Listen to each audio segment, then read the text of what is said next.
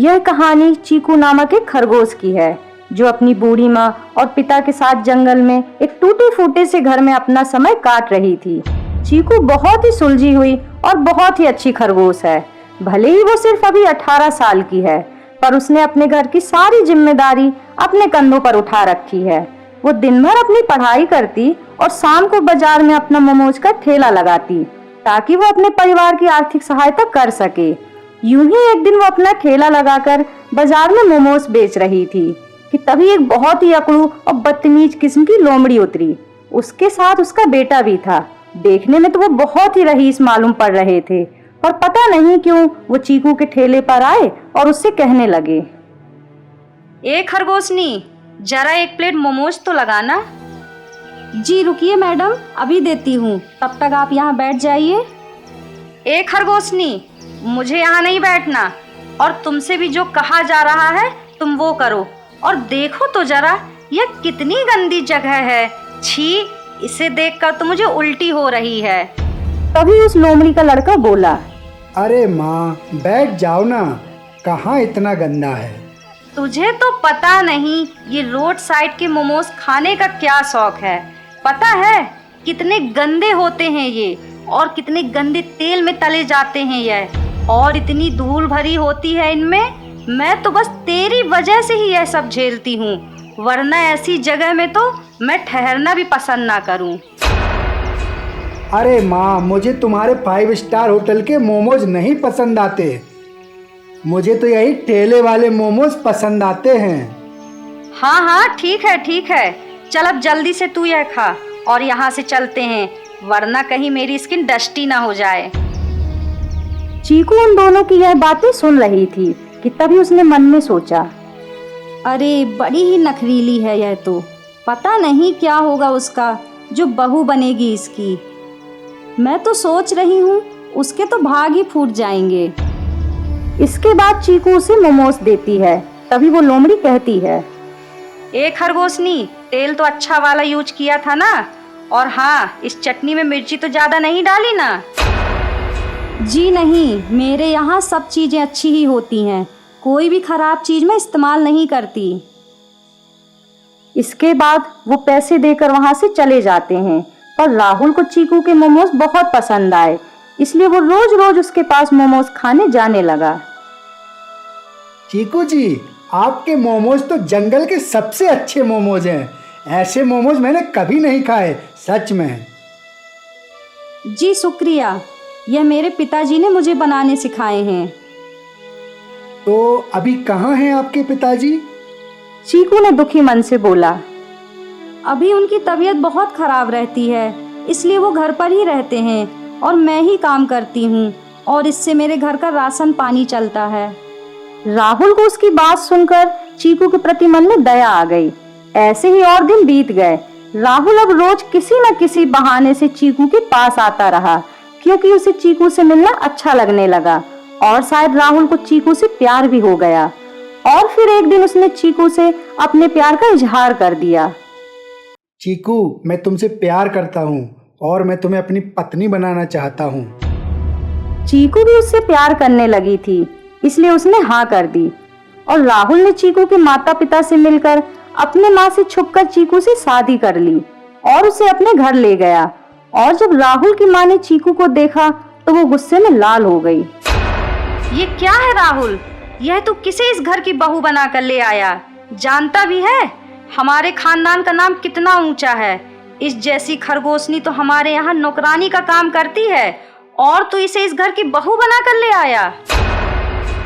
माँ, मैं चीकू से प्यार करता हूँ। बेटा आंखें खोल, प्यार नहीं है यह। इस खरगोशनी ने तुझे अपने प्यार के जाल में फंसाया है, क्योंकि ऐसी गरीब घरों की खरगोशनी को मैं जानती हूँ। यह पहले तो किसी अमीर घर के लड़के को फंसाती है और फिर उसकी दौलत लूटकर चली जाती है। क्यों, सही कहा ना मैंने? चीकू अपनी सास की ऐसी जली कटी बातें सुनकर रोने लगती है। तभी राहुल उसका साथ देता है। माँ, मैं अपनी पत्नी की बेइज्जती एक पल और बर्दाश्त नहीं करूँगा। चालाक लोमड़ी अपने बेटे से बहुत प्यार करती थी, इसलिए वो राहुल की जिद के आगे हार गई। पर उसने मन ही मन यह ठान लिया कि मैं इस चीकू खरगोशनी को इसकी असली औकात याद दिलाकर रहूंगी और इसे इस घर से निकलने पर मजबूर कर दूंगी। फिर एक दिन जब राहुल काम पर गया हुआ था। ए महारानी, क्या पूरे दिन बिस्तर तोड़ने का ही इरादा है क्या? नहीं माँ जी, बोलिए ना, क्या काम है? चल जा, बाथरूम में कुछ गंदे कपड़े पड़े हुए हैं, उन्हें जाकर धुल दे। चीकू बाथरूम में जाती है, तभी वो देखती है कि वहाँ तो बहुत सारे कपड़े पड़े हुए हैं। माँ जी, कपड़े तो बहुत ज्यादा हैं, घर में वॉशिंग मशीन नहीं है। हाँ हाँ, तू अपने साथ लाई थी, ये तेरा बाप यहाँ रख कर गया है तेरे लिए कोई वॉशिंग मशीन। चुपचाप हाथ से कपड़े धुल। चीकू बेचारी बहुत मेहनत से वो सारे कपड़े धुलती है और जब उन्हें सुखाने लगती है तो उनकी सास पीछे से वो सारे कपड़े गिरा देती है और वो कपड़े फिर से गंदे हो जाते हैं। ओहो, तो महारानी ने यह काम किया है। चल उठा ले और फिर से धुल कर ला।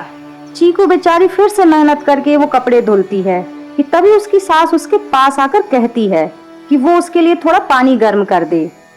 चीकू थकी हुई थी पर फिर भी उसने अपनी सास के लिए पानी गर्म किया और उसे ला कर दिया।